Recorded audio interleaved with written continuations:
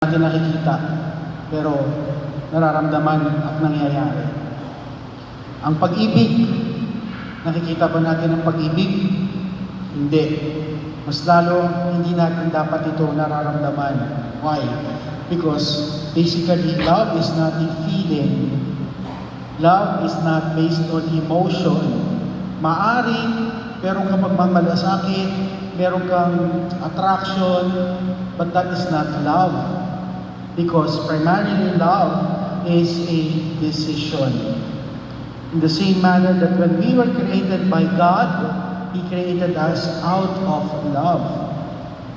God decided to create man not expecting anything in return, but simply for us to experience Him in our lives. At nagdiriwang tayo ngayon dahil lubos ang ating pagtanggap at paniniwala na ang Diyos Ama, Anak at Espiritu Santo ay nandoon na sa simula't simula pa.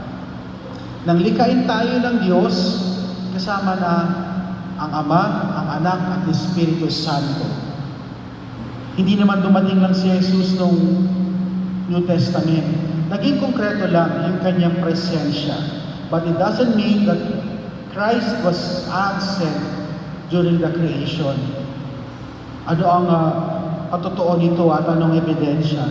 Let us go back to the book of Genesis.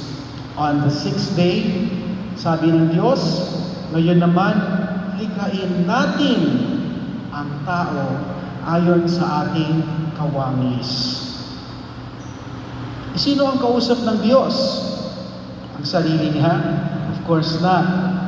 Lalong-lalo hindi ang angels. Di sana lumulutang tayo ngayon. Sana lumilipad tayo ngayon. Pero ano sinabi ng Diyos? Kawangis natin. In our own image and likeness. Meaning, Jesus was already there. The Holy Spirit was already there.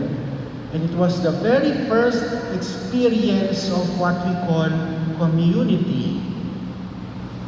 Bagamat tatlong persona lamang iyon, kasama yung mga anghel. But that is, again, also an experience of a family. Baka sabihin niyo, nasaan yung nanay? Hindi, huwag naman tayo mamiloso po, no? Ibig sabihin, what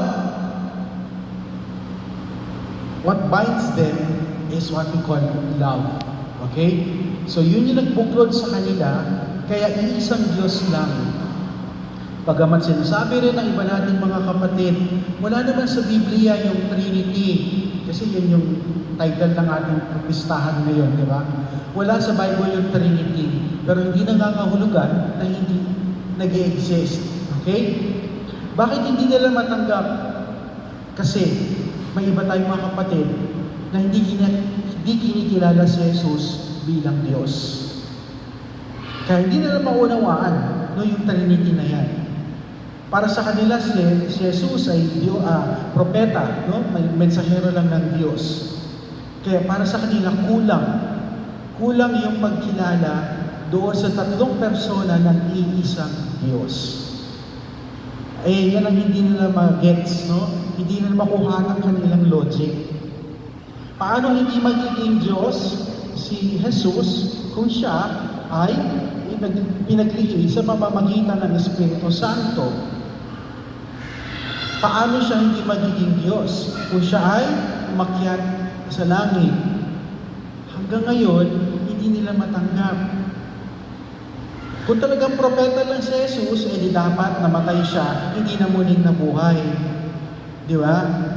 Minsan yun ang kailangan natin sa pagpapalalim ng ating pananampalataya. Yung tinatawag po na logic. Kumbaga sa joke natin noon, isip-isip din. Okay? Kaya dalawang bagay ang binibigyan din ngayon ng ating kapistahan. Una, yung salitang pagkakaisa or unity. Sa gitna ng pagkakaiba-iba ng personang ito, kumilos ang Diyos sa buhay natin sa pananalasang tatlo. Ang Ama, ang lumikha sa atin. And the whole books or the whole part of the Old Testament is about God. Okay? Kaya nga kanina sa first reading, di ba? pinaalala sa atin yung mga naging karanasan nila Moises, yung naging karanasan ng mga Israelita. And then of course, when the New Testament came or was written, mas naging konkreto lang yung presensya ng Diyos sa katauhan ni Kristo. Okay? Pero again, hindi naman absent si Kristo doon sa Old Testament. Hindi pa lang siya pinapadala ng Diyos. So, medyo mahirap unawain, pero yun yung katotohanan. Okay? Kasi hindi natin tinitingnan dito yung salitang paano, kung hindi sino. Okay? Sino ang Diyos na may tatlong persona. And of course, the Holy Spirit ay nanatili